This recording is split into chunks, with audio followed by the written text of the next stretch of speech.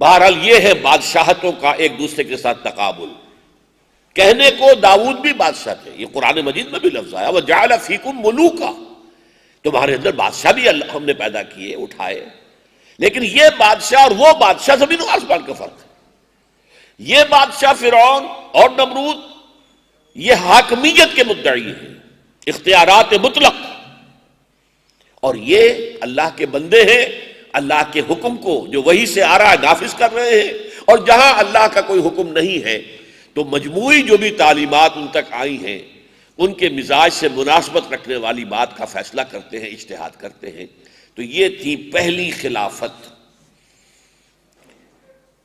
اور اس اعتبار سے غور کیجئے، ذرا عجیب سی بات آپ کو لگے گی، اس سلسلے کی آخری کڑی کون تھے؟ 1400 برس تک تو بنی اسرائیل میں رہی ہے. میں حدیث سنا چکا ہوں، کانت بنو اسرائیل تسوسهم الانبیاء کلما ہلاک نبی خلفہ نبی. آخری کڑی ہے محمد الرسول اللہ صلی اللہ علیہ وسلم. شاید بعض لوگ یہ سمجھے کہ یہ تو حضور کے لیے میں نے کچھ توہین کا لفظ استعمال کر دیا، خلیفہ کہہ دیا. نہیں، ہم کہتے نہیں خلیفہ، لیکن تھے تو خلیفہ. جو اسلامی حکومت قائم ہو گئی مدینے میں، کون خلیفہ تھا؟ کون حاکم تھا؟ اللہ کا حکم جو آ رہا ہے نافذ کر رہے. جہاں حکم نہیں ہے کبھی تو خود اجتہاد کرتے، کبھی انتظار کرتے کہ اللہ کا حکم آ جائے. خود اپنی خواہش کے ضمن میں بھی انتظار کر رہے ہیں. قد نرى تقلب وجهك في السماء فلنولينك قبلة ترضاها، انتظار کر رہے ہیں کہ تحویل قبلہ کا حکم آ جائے، لیکن از خود اپنے فیصلے سے نہیں کر سکتے. اس لیے کہ اللہ نے یہ حکم دیا تھا کہ اب یہ تمہارا رخ جو ہے بیت المقدس کی طرف رہے گا. وما جعلنا القبلة التي كنت عليها الا لنعلم من يتبع الرسول ممن ينقلب على عقبه. ہم نے اسے آزمائش بنایا تھا اہل مکہ کے لیے. لیکن یہ کہ آپ اپنی مرضی سے اب نہیں تبدیل کر سکتے، اللہ کا حکم آئے گا. قد نرى تقلب وجهك في السماء فلنولينك قبلة ترضاها فول وجهك شطر المسجد الحرام. اب رخ کر دو اپنا مسجد حرام کی طرف. تو اس سلسلے کی کڑی نبوت، نبی، شخصی خلافت، یہ اجتماعی خلافت نہیں تھی، شخصی خلافت. نبی اپنی ذات میں خلیفہ ہے، نبی کی ہاٹ لائن اسٹیبلشڈ ہے وہی کی اللہ کے ساتھ، جو حکم آ رہا ہے نافذ کر رہے ہیں. اور کہیں پر انتظار کرتے ہیں، کہیں پر یہ ہے کہ اپنا اجتہاد بھی استعمال کر لیتے ہیں. اس کی تصویب بھی ہو جاتی ہے، کہیں کوئی تھوڑی بہت اگر خطا ہو تو اس کے اوپر تنبیہ بھی ہو جاتی ہے. یا ایھا النبی لم تحرم ما احل اللہ لک تبتغی مرضات ازواجک. اپنی بیویوں کی دلجوئی میں ذرا سی لائن کراس ہو گئی کہ خاص قسم کے شہد کے کھانے کی آپ نے قسم کھا لی کہ میں نہیں کھاؤں گا، اس کے اوپر جو ہے گرفت ہو گئی. جو چیز اللہ نے تمہارے لیے حلال ٹھہرائی ہے تم کیوں اس پر قسم کھا رہے ہو؟ بہرحال یہ پہلی خلافت تھی کہ جو دنیا میں رہی جب تک کہ نبوت جاری تھی، کہ نبی ہی شخصی طور پر خلیفہ ہوتا تھا. جیسے شخصی طور پر فرعون بادشاہ تھا، جیسے شخصی طور پر نمرود بادشاہ تھا، جیسے شخصی طور پر تبابع جو تھے، تبع، قوم تبع کے اندر جو ہوتے تھے وہ بادشاہ تھے.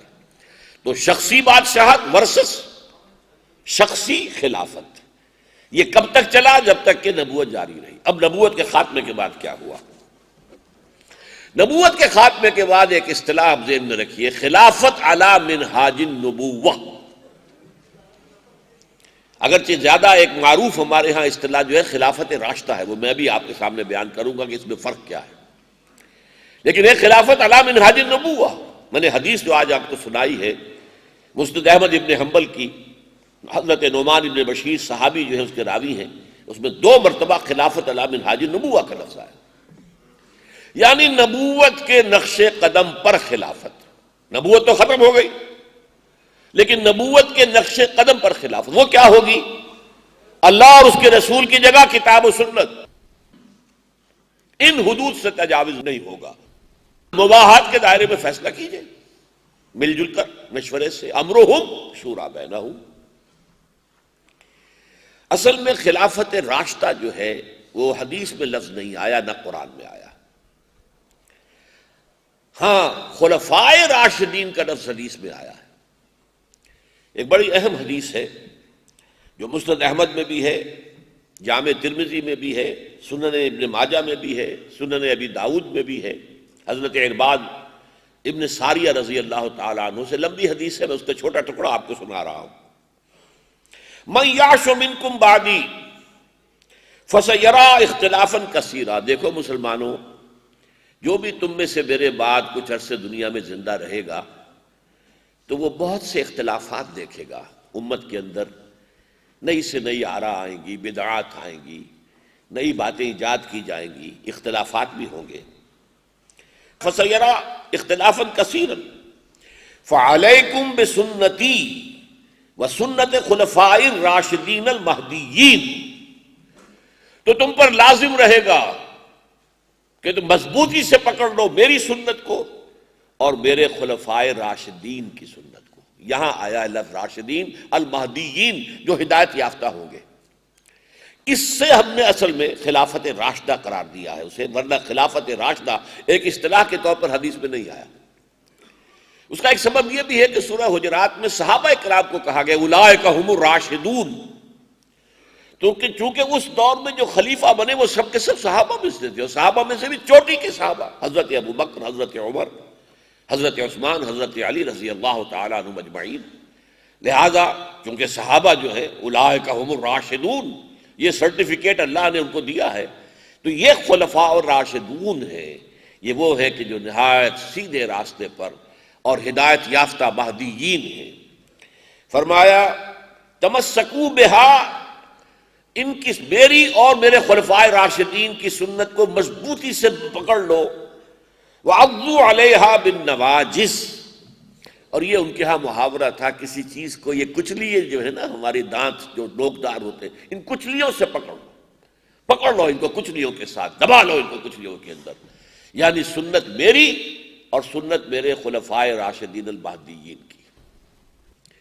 یہ خلافت راشدہ جو ہے، یا یوں کہیے کہ خلافت علی منہاج النبوت کا پہلا دور، میں نے عرض کیا ہے، ابھی حدیث آپ کو سنا چکا ہوں، دو دور ہیں اس کے کہ جو آئیں گے، ایک آ چکا، ایک آئے گا، لیکن یہ کہ اس کا ایک معاملہ خاص ہے کہ جس کی بنا پر خلافت راشدہ کا ایگزیکٹ نقشہ دنیا میں اب کبھی دوبارہ نہیں آ سکتا۔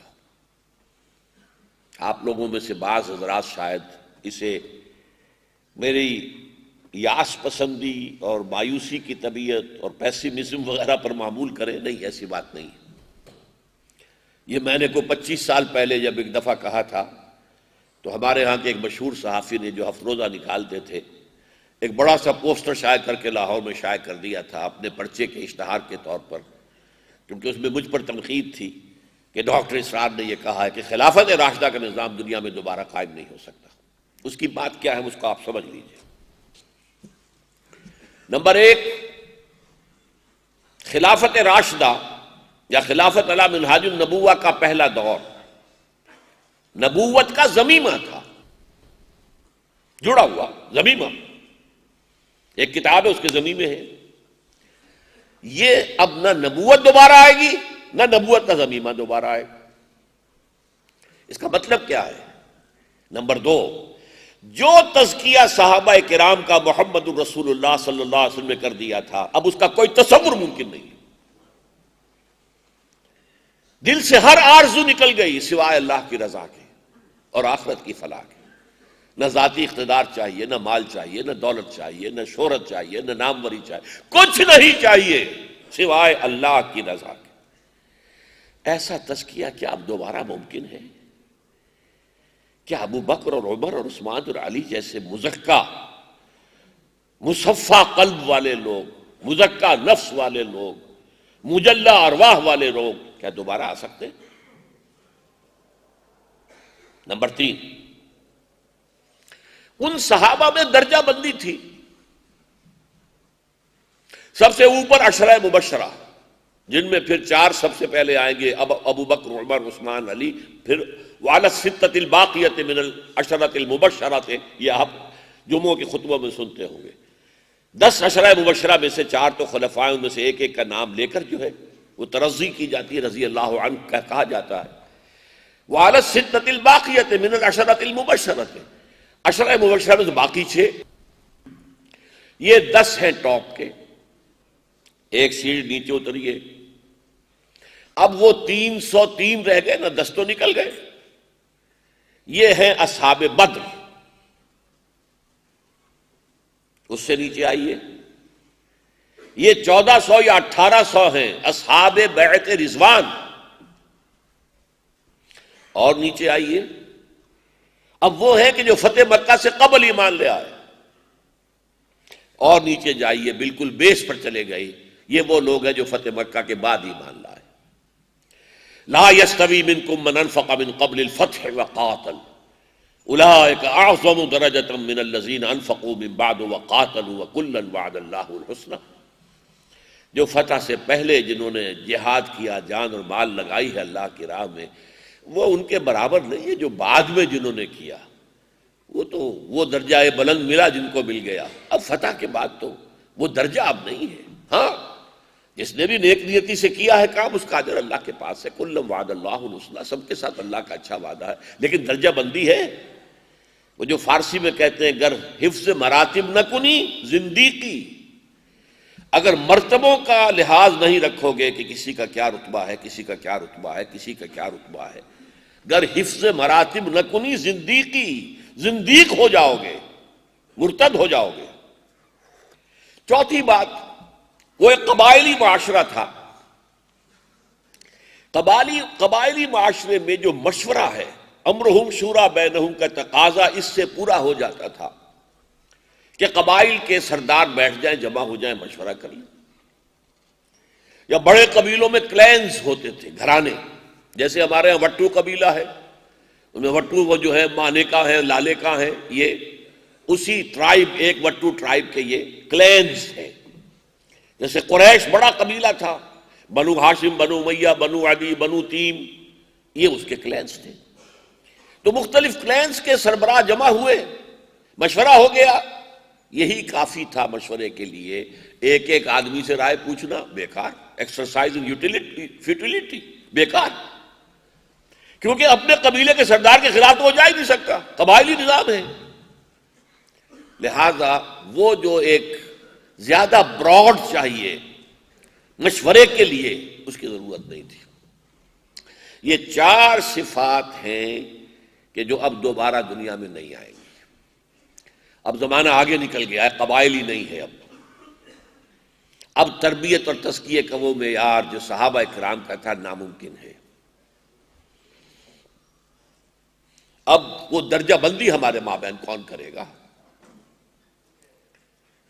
اور پھر جو قبائلی معاشرہ ہے، اور یہ جو ضمیمہ تھا، ان خلفاء کو تو وہ زمین ملی تھی جس نے تیار کیا تھا محمد رسول اللہ صلی اللہ علیہ وسلم نے، تو نبوت کا ضمیمہ تھا، تو نبوت آئے گی نہ ضمیمہ آئے گا۔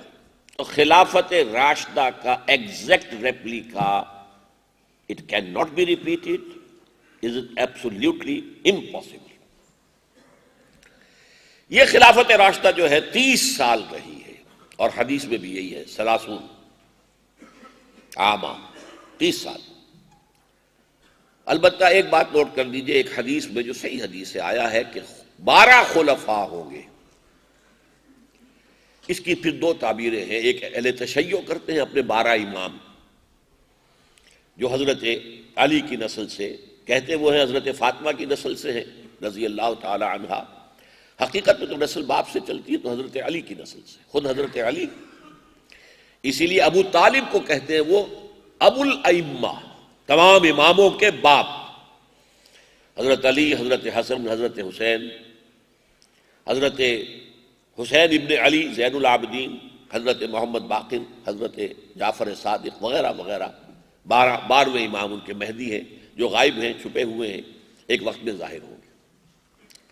اہل سنت کے نزدیک ان سے مراد ہیں 12 جو لوگ، پہلے تو 5 ہم جانتے ہی ہیں، ابو بکر، عمر، عثمان، علی اور حسن رضی اللہ عنہ، اس کے بعد جو بھی ان میں اچھے لوگ آئے، عمر بن عبدالعزیز آئے ہیں، میرے نزدیک ان کے اندر عبد الملک بن مروان بھی شامل ہے، بہت اچھے اچھے بادشاہ بھی آئے ہیں، سارے کے سارے جو ہیں وہ یزیدی، یا جنہیں ہمارے ہاں لوگ پلیدی کہہ دیتے ہیں، ایسے تو نہیں تھے۔ اور یہ کہ پھر 12ویں اور آخری، اور حضور نے فرمایا کلہم من قریش، لیکن جہاں تک ان 12 اماموں کا تعلق ہے انہیں تو حکومت کبھی ملی نہیں۔ حضرت علی رضی اللہ تعالیٰ عنہ کی حکومت بھی پورے عالم اسلام پر قائم نہیں ہو سکی۔ اسی لیے شاہ ولی اللہ دہلوی کہتے ہیں کہ وہ اپنی ذات میں تو خلیفہ راشد ہیں، لیکن ان کی خلافت منعقد نہیں ہو سکی، اس لیے کہ عالم اسلام جو ہے ان پورے 4.5 سالوں کے دوران تقسیم رہا۔ نہ مصر حضرت علی کے انڈر تھا اور نہ شام حضرت علی کے انڈر تھا رضی اللہ تعالی عنہ۔ تو اس کے بعد حضرت حسن کا کوئی سوال پیدا نہیں ہوتا، انہوں نے خود دستبرداری اختیار کر لی۔ حضرت حسین شہید ہو گئے، کوفیوں نے غداری کی اور شہید ہو گئے۔ اس کے بعد جو ہے کسی امام نے کوئی محنت نہیں کی حکومت کے سامنے ڈٹ کر اور کوئی مقابلہ کرنے کا ارادہ نہیں کیا، لہذا حکومت کا سوال ہی نہیں۔ تو ہمارے نزدیک 12 اماموں سے مراد وہ نہیں ہو سکتے، 12 حکمران ہوں گے کلہم قریش من قریش، جو سب کے سب قریش میں سے ہوں گے۔ تو یہ ہے اصل میں اس خلافت کے بارے میں اب چند باتیں نوٹ کیجئے۔ اب خلافت جو ہے معمور من اللہ کی نہیں ہے، نبوت ختم ہوئی، معموریت من اللہ ختم ہو گئی، بلکہ یہ باہمی مشورے سے خلافت کا انعقاد ہوگا۔ یہ امر ہم کے اندر داخل ہو گیا۔ اب پہلے نبوت جاری تھی تو امر اللہ میں سے تھا، جس کو چاہتا تھا خلافت دے دیتا، وہ نبوت عطا کرتا تھا، وہی خلیفہ ہے۔ اللہ عالم ہے سو یجعل رسالتہ، اللہ خوب جانتا ہے کہاں اپنی رسالت اور نبوت رکھے، کس کو نبی بنائے، کس کو رسول بنائے۔ وہ معمور من اللہ تھے، نبوت ختم، معموریت من اللہ ختم۔ اب یہ امر اللہ سے امر ہم کے دائرے کے اندر آ گیا کہ مسلمان اپنے باہمی مشوروں سے طے کریں گے۔ اس میں انتخاب جو ہے خلافت راشدہ میں عوامی نہیں ہوا، بلکہ مشورہ، جو بھی ارباب حل وقت تھے، جو بھی انصار اور مہاجرین کے بڑے سردار تھے، انہوں نے جو فیصلے کیے ہیں اسی کے مطابق معاملہ طے ہو گیا۔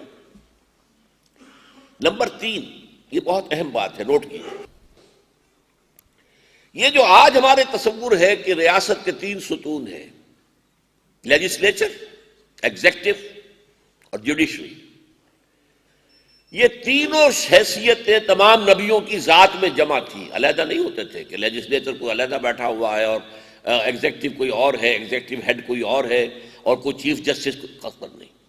حضور کی ذات میں بھی تینوں حیثیتیں جمع تھی۔ آپ ہی قاضی القضات بھی تھے، آخری فیصلہ آپ ہی کرتے تھے، آپ جسے کہیں چیف ایگزیکٹو کا لفظ اگر استعمال کرنا چاہیں تو آپ اس ریاست کے چیف ایگزیکٹو بھی تھے۔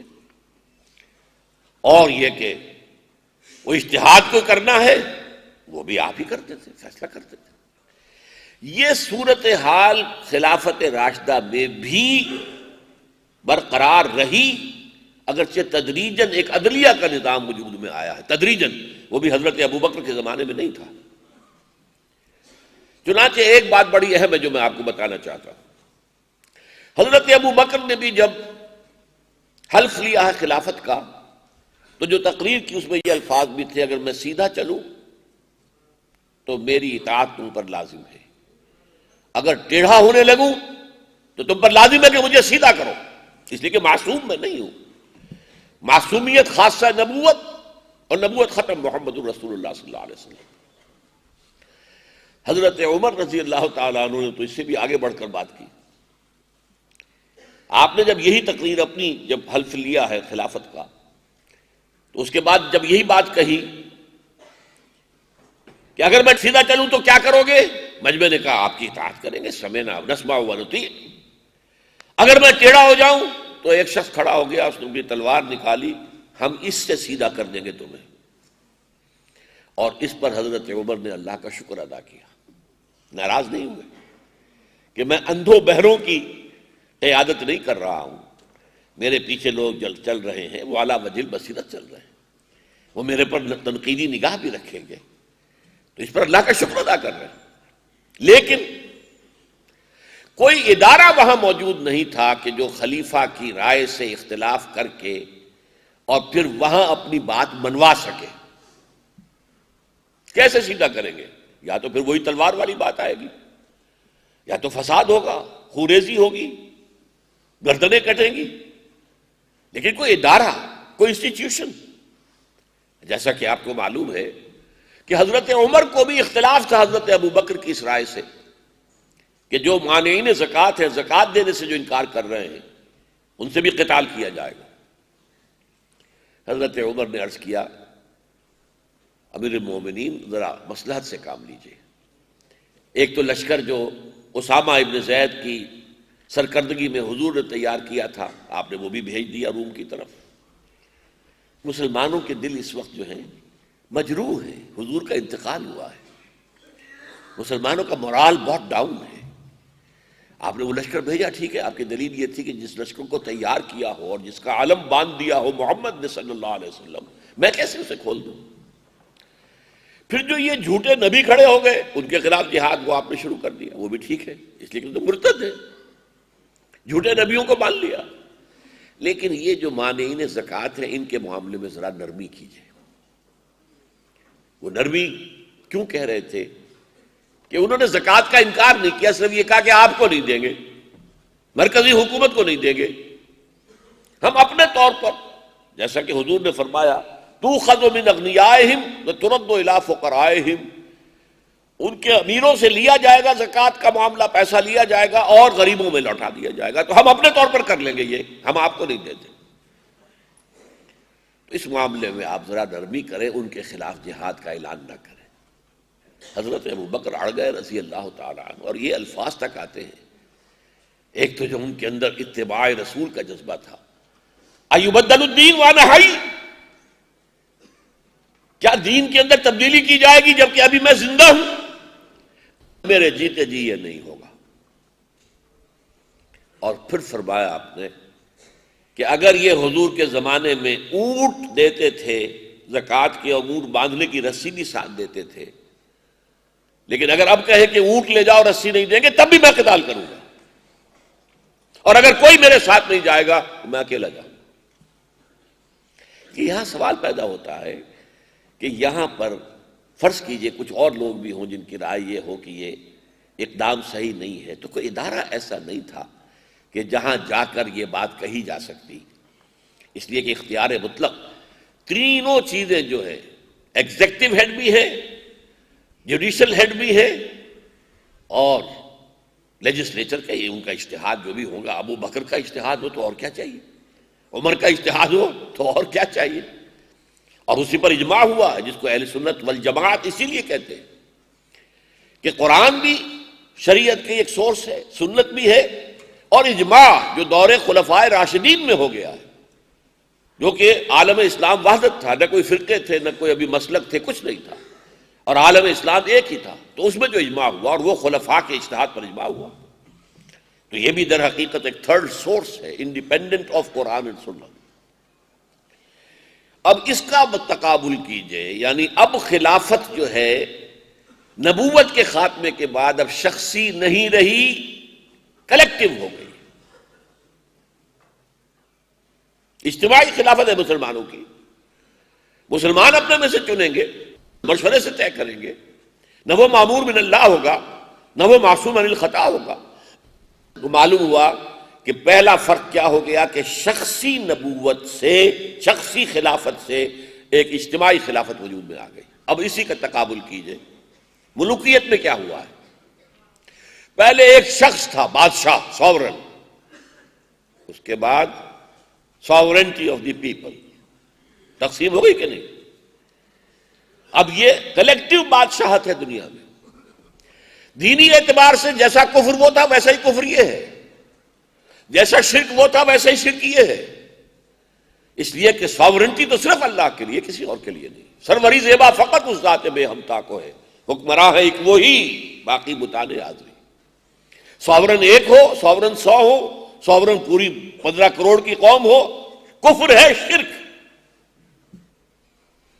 اس کو جو ابلیس کی مجلس شورا میں ابلیس کے ایک مشیر نے کہا، کیونکہ ایک مشیر نے کہا تھا کہ یہ سلطانی جمہور کا آتا ہے زمانہ، یہ تو بڑا ہمارا ابلیسی نظام جو ہے وہ خطرے میں ہے، جمہوریت آ گئی ہے. توڑ دی بندوں نے آقاؤں کے خیموں کی تناب. یہ کیا ہوا؟ ہم نے یہ ملوکیت کا نظام بنایا تھا، ابلیسی نظام، یہ تو ختم ہو جائے گا. تو دوسرے مشیر نے کہا نہیں، یہ اس سے کوئی ہمارے خطرہ نہیں ہے. ہم نے خود شاہی کو پہنایا ہے جمہوری لباس. جب ذرا آدم ہوا ہے خود شناس و خود نگر. شاہی ہی ہے جس کو ہم نے بدل دیا ہے. اور میں اسے کہا کرتا ہوں کہ پہلے کیا تھا کہ ٹنوں نجاست گندگی جو ہے کسی ایک شخص سے سر پر رکھی ہوئی ہے. وہ جو تاج اس کے سر پر ہے وہ ٹنوں نجاست کا در حقیقت مظہر ہے. اور اب کیا طے کیا گیا؟ بھئی لوگوں کے اندر احساس ہو گیا ہم بھی ہیں، ہمارے بھی حقوق ہیں، یہ بھی انسان ہے، ہم بھی انسان. اچھا چلو بھائی یہ تولا تولا ماشا ماشا یہ گندگی سب کے اندر تقسیم کر دو. گندگی تو گندگی رہے گی نا. نجاست ٹنوں ہو یا نجاست جو ہے وہ تولوں اور ماشوں کے حساب سے نجاست تو نجاست رہے گی. اور یہ جو شعور پیدا کیا انسان میں، تاریخ اس پر گواہ ہے کہ یہ پیدا کیا محمد الرسول اللہ صلی اللہ علیہ وسلم. پہلی ریپبلکن حکومت وہ ہے جو حضور نے قائم کی ہے خلافت راشدہ کی شکل میں. مشورہ ہے، مشورے سے بنے گا. تمہاری رائے جو ہے کسی ایک شخص کی خود رائے پر نظام نہیں چلے گا. امرہم شورا بینہم. جتنے بھی معاملات ہیں جہاں تو اللہ اور اس کے رسول کا حکم ہے وہاں سر تسلیم خم کرنی ہوگی. یہ اس کی سوورنٹی کا تقاضا ہے. جہاں کوئی حکم نہیں ہے مشورہ کرو، مباحات میں سے چوز کر لو. اس کی بھی بہت سادہ مثال میں دیا کرتا ہوں بات کو آسان کرنے کے لیے کہ آپ نے گھر میں کسی دعوت کا انعقاد کیا ہے، کوئی پارٹی جو ہے اس کا اہتمام کر رہے ہیں. اب سوال پیدا ہوا یہاں ڈرنک مشروب کون سا پیش کیا جائے. ایک تو آؤٹ رائٹ ختم ہوا، شراب پیش نہیں کر سکتے، وہ تو وہ حدود اللہ سے باہر ہو گیا، ختم. البتہ اب آپ کیا دینا چاہتے ہیں؟ شربت روح افزا دینا چاہتے ہیں، سیون اپ یا اسپرائٹ دینا چاہتے ہیں. اس میں آپ یہ سب مباح ہے، لہذا اس میں آپ مشورہ کر لیں اور کاؤنٹنگ آف ووٹ سے بھی فیصلہ ہو جائے تو کوئی حرج نہیں. اس لیے کہ کاؤنٹنگ آف ووٹ سے بھی مباح شے آئے گی نا، یہ نہیں تو وہ نہیں تو وہ. یہ ہے اصل میں در حقیقت جو اسلام کا معاملہ ہوگا جمہوریت کا. اسی لیے اسے مولانا مودودی نے ایک اصطلاح وضع کی تھی، اور میں جب بھی اس کا ذکر کرتا ہوں ان کا نام ضرور لیتا ہوں تاکہ ان کا جو حق ہے ان کو پہنچے. کہ وہ ایک اصطلاح انہوں نے وضع کی تھی، اسلام نہ تھیوکریسی ہے نہ ڈیموکریسی ہے. ڈیموکریسی کی بنیاد کیا ہے؟ Sovereignty of the people. جو چاہے قانون بنائے، لوگوں کے نمائندے جو چاہے قانون بنائے، دو مردوں کی شادی رجسٹر کریں، یہ حق ہے اور ہو رہی ہے. ایک مرد شوہر ہے، دوسرا مرد بیوی ہے. قانون کی نگاہ میں وہ بیوی ہے، مرد ہے بیوی ہے. ایک عورت شوہر ہے، ایک عورت بیوی ہے، جو چاہو قانون بنا. یہ جو ہے اختیار مطلق، ان الحکم الا للہ کی نفی. لہذا ڈیموکریسی غیر اسلامی ہے اسینشلی، بنیادی طور پر. اس لیے کہ اس کا اصول کیا ہے؟ Sovereignty of the people. لیکن یہ تھیوکریسی بھی نہیں ہے، کیونکہ یہاں کسی مذہبی طبقے کی حکومت نہیں ہے. یہاں کوئی پوپ نہیں ہے، پوپ کے کارڈینلز نہیں ہے، اس کے نیچے جو ہے لمبا چوڑا ہائرارکی کا نظام نہیں ہے. وہاں تو پوپ کو اختیار ہے جس چیز کو وہ چاہے حرام قرار دے دے، جس چیز کی چاہے اجازت دے دے. یہاں کوئی پابندیت نہیں ہے، تھیوکریسی نہیں ہے. تو اگر نہ یہ تھیوکریسی ہے اور نہ ہی ڈیموکریسی ہے تو کیا ہے؟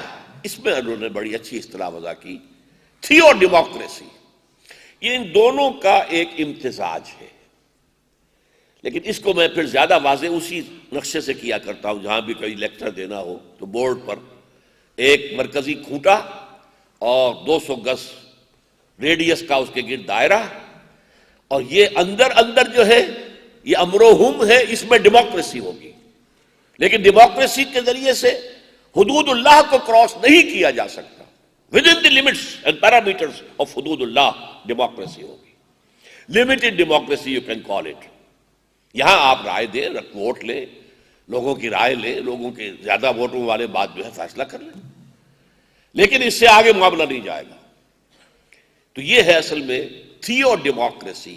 تھیو element is represented by the injunctions of the Quran and the Sunnah. That's all. No person کوئی شخص اپنی پرسنل حیثیت میں مدعی نہیں ہے جو میں کہوں گا وہ ہے، نہیں، وہ آ رہی ہو. ہاں کتاب و سنت سے آرگو کرو. جیسے کبھی کہا تھا حضرت امام احمد ابن حنبل نے رحمۃ اللہ علیہ، ایتونی بشیء من کتاب اللہ و سنت رسولہ حتی اقول. جب چل رہا تھا مامون الرشید کے زمانے میں شدید دباؤ کہ قرآن کو مانو کہ یہ مخلوق ہے، اور حضرت بڑے بڑے علماء جو ہیں بہہ گئے اس میں، اس جبر کو برداشت نہیں کر سکے. یہ کھڑے ہو گئے، ڈٹ گئے، مارے کھائیں. یہ کہتے ہیں کہ وہ مار پڑی تھی کہ ہاتھی کو بھی پڑے تو وہ چیخ اٹھے. وہ مارے صحیح، لیکن کہتے کیا تھے؟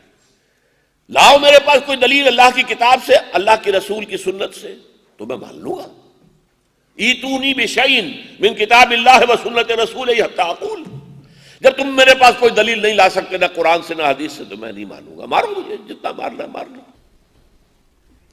تو یہ ہے اصل میں تھیو ڈیموکریسی.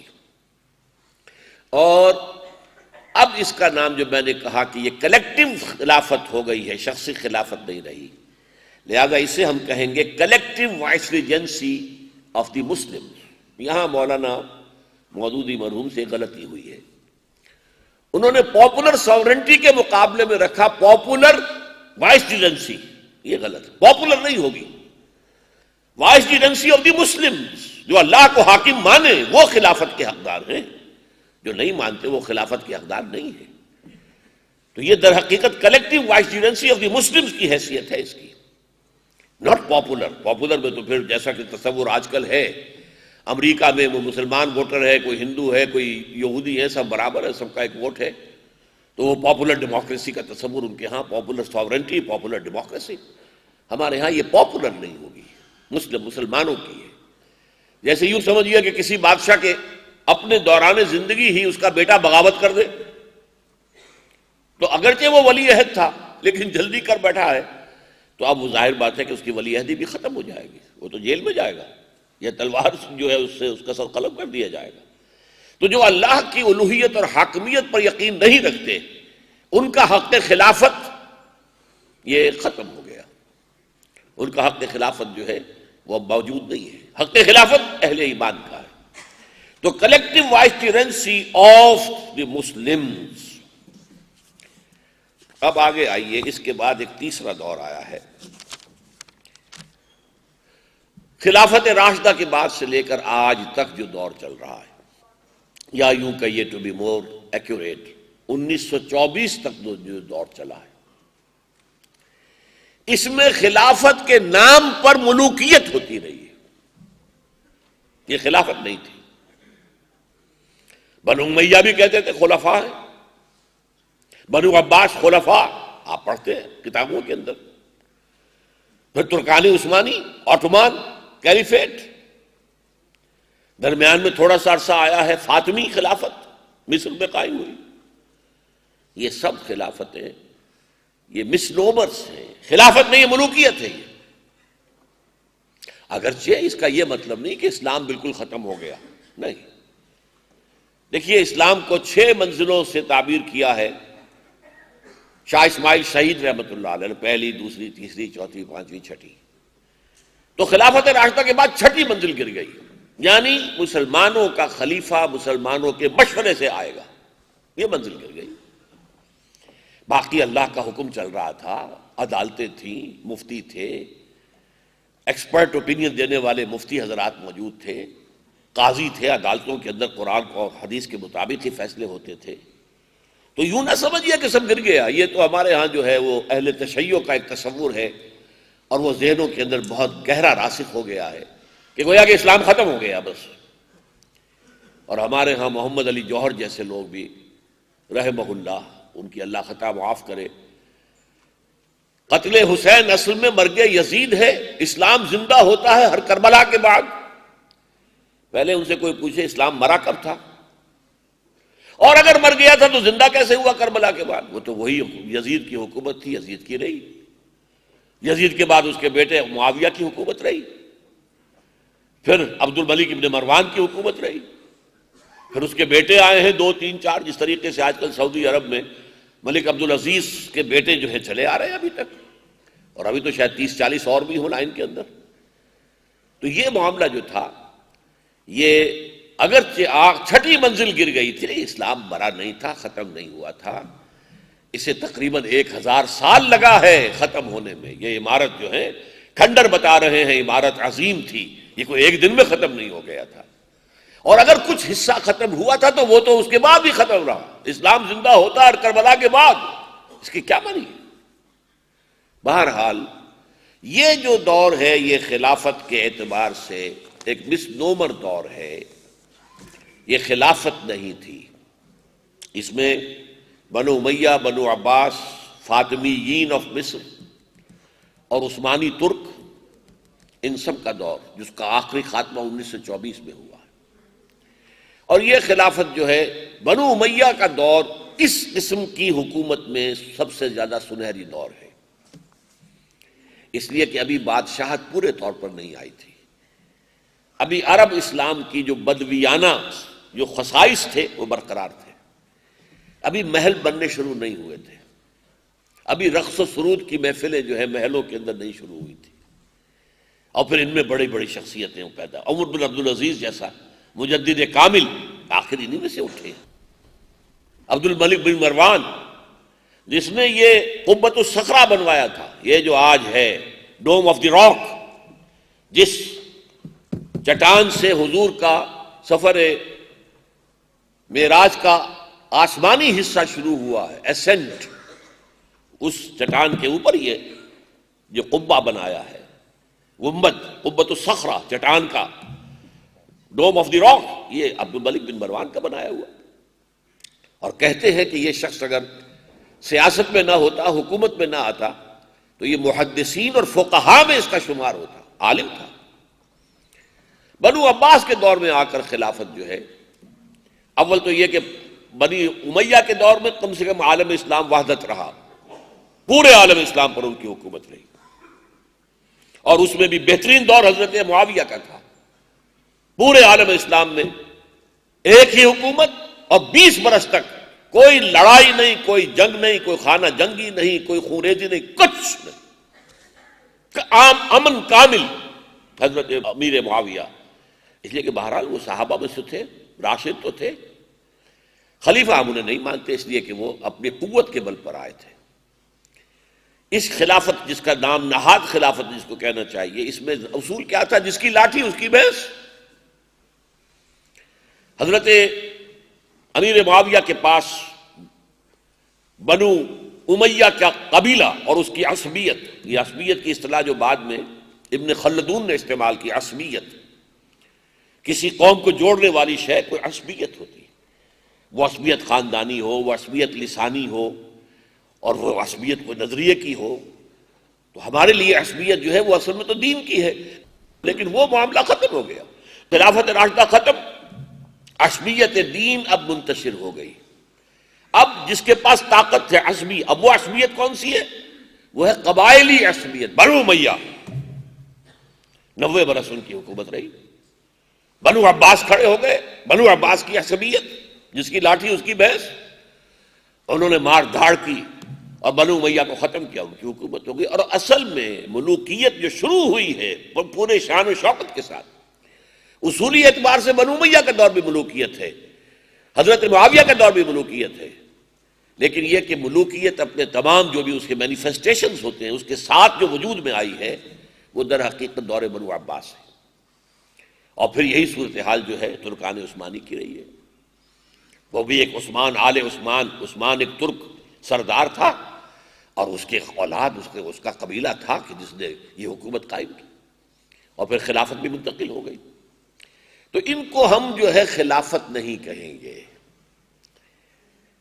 اس لیے آپ نوٹ کر لیجئے، ایک لطیفہ یا کثیفہ جو چاہیں کہیں، جب خلافت کے خاتمے کی سازش چل رہی تھی تو میں آپ کو شروع میں بتا چکا ہوں، زبردست تحریک چلی ہے ہندوستان میں، اور کہیں نہیں چلی، حالانکہ خلافت اگر معاملہ تھا تو پورے دنیا کے مسلمانوں کا تھا، لیکن کہیں اور کسی کے کان پہ جوں تک نہیں رینگی، خلافت کی تحریک چلے گی ہندوستان میں، اور وہ تھی اصل میں خلافت کے تحفظ کے لیے، کہ یہودی اور انگریز برطانوی حکومت مل کر اس کے خاتمے پر تلے ہوئے، اس کے خلاف جو ہے وہ تحریک اٹھی، تحریک خلافت۔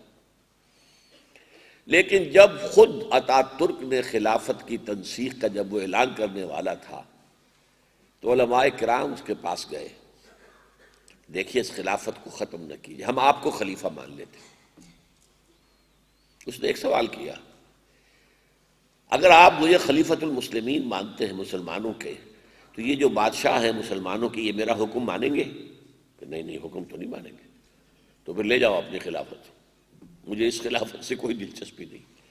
چنانچہ واقعہ یہ تھا، بنو عباس کے ساتھ ہی عالم اسلام دو حصوں میں منقسم ہو گیا۔ اسپین کے اندر علیحدہ بنو امیہ کی حکومت چلتی رہی، باقی یہ اب بنو عباس تھے۔ اور پھر جب اس کا زوال شروع ہوا ہے تو سلاطین ہیں، مختلف جگہوں پر لوگ ہیں، بس کہیں سے سند منگا لیتے ہیں خلیفہ سے، اور اس کے بعد ایک دور آیا سند بھی چھوٹ گئی۔ اس کے بعد جب جو تاتاری ہنگامے کے بعد جب ایک ذرا مسلمانوں کے اندر دوبارہ ایک نشأت ثانیہ ہوئی ہے مسلمانوں کی، اسلام کی نہیں، تو اس کے بعد کیا ہوا؟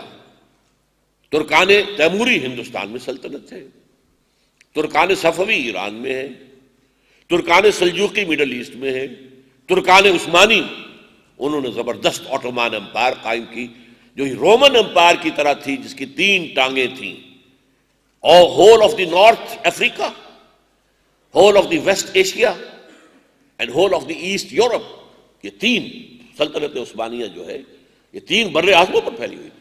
لیکن نوٹ کر لیجئے کہ یہ در حقیقت خلافت نہیں تھی، ملوکیت تھی، جس کے لیے دلیل جو میں نے حدیث آپ کو سنائی ہے